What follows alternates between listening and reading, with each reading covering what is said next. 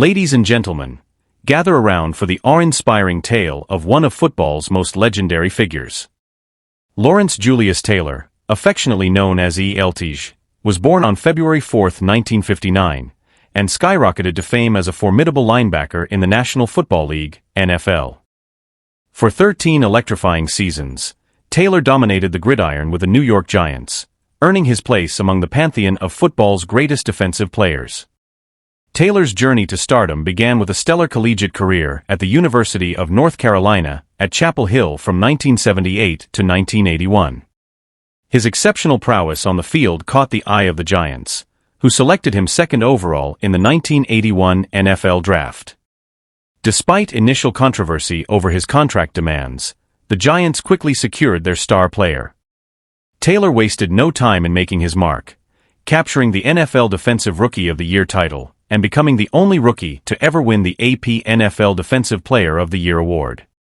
Throughout the 1980s and early 1990s, Taylor was a game-changer at outside linebacker. His relentless pass rushing and innovative defensive strategies forced offensive lines and formations across the league to adapt. From 1984 to 1990, Taylor consistently delivered double-digit sack seasons, peaking with an astounding 20.5 sacks in 1986. That same year, he clinched the MVP award, joining Alan Page as one of only 2 defensive players to achieve such an honor. Taylor also secured a record 3 AP NFL Defensive Player of the Year awards, a feat later matched by J.J. Watt and Aaron Donald and his post-football life. Lawrence Taylor's net worth stands at approximately $200,000. Don't forget to subscribe to our channel for more thrilling stories about NFL legends. Personal life. Taylor began using illicit drugs during his professional rookie season, 1981 to 1982. He would pass the NFL's drug tests, however, by routinely obtaining his teammates' urine to submit as his own urine samples. As his drug habit escalated, he would spend up to thousands of dollars a day on coke and women. His first wife, Linda, once had to pick him up from a crack house.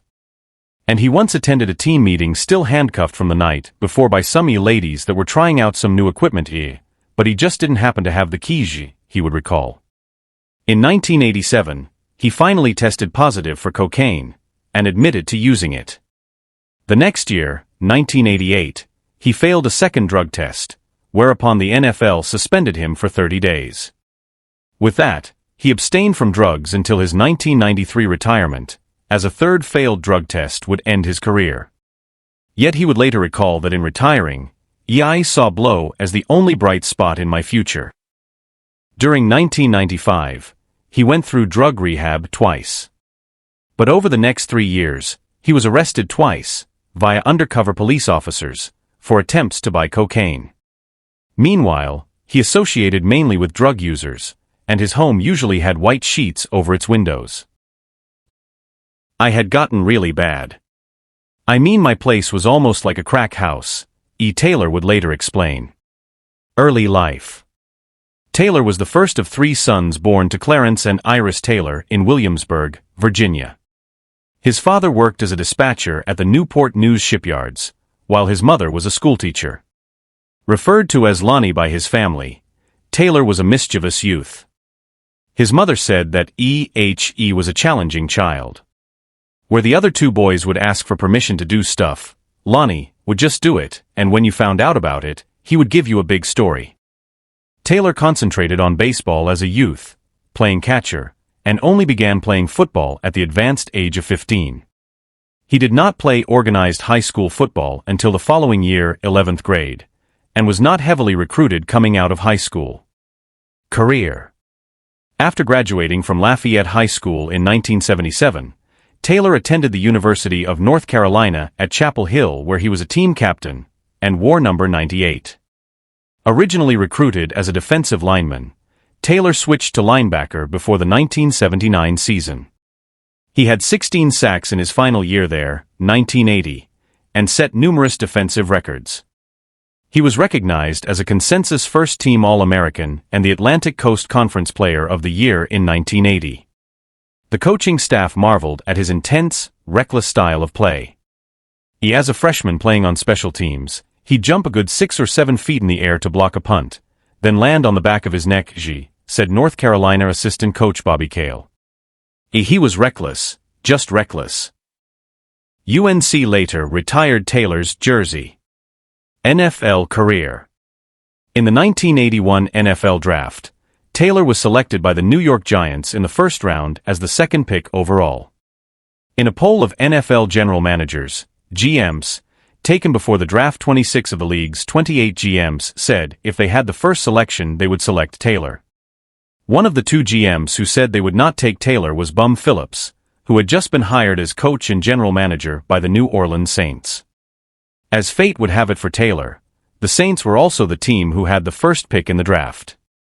On draft day, Phillips made good on his promise not to draft Taylor, and the Saints instead selected Heisman Trophy-winning halfback George Rogers with the first pick, leaving the Giants with a decision of whether to select Taylor.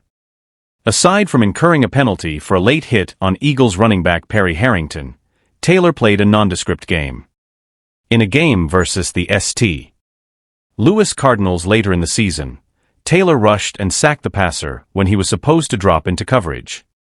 When told by Parcells that was not what he was assigned to do on that play, and that what he did was not in the playbook, Taylor responded, well, we better put it in on Monday, because that play's a dandy.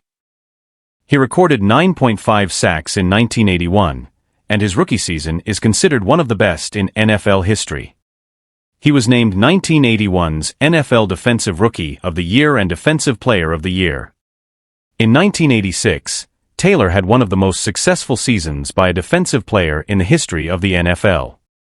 He recorded a league-leading 20.5 sacks and became one of just 2 defensive players to win the NFL Most Valuable Player award and the only defensive player to be the unanimous selection for MVP.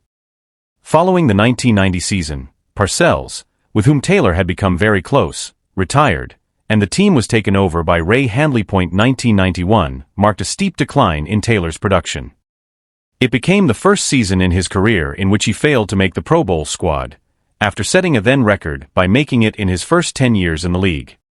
Taylor finished with 7 sacks in 14 games, and the Giants' defense, while still respectable, was no longer one of the top units in the league. In Taylor's final year in the NFL, he started a company called All Pro Products. The company went public at $5 a share, and tripled in value during its first month. The stock price reached $16.50 a share, at which point Taylor's stake had an estimated value of over $10 million.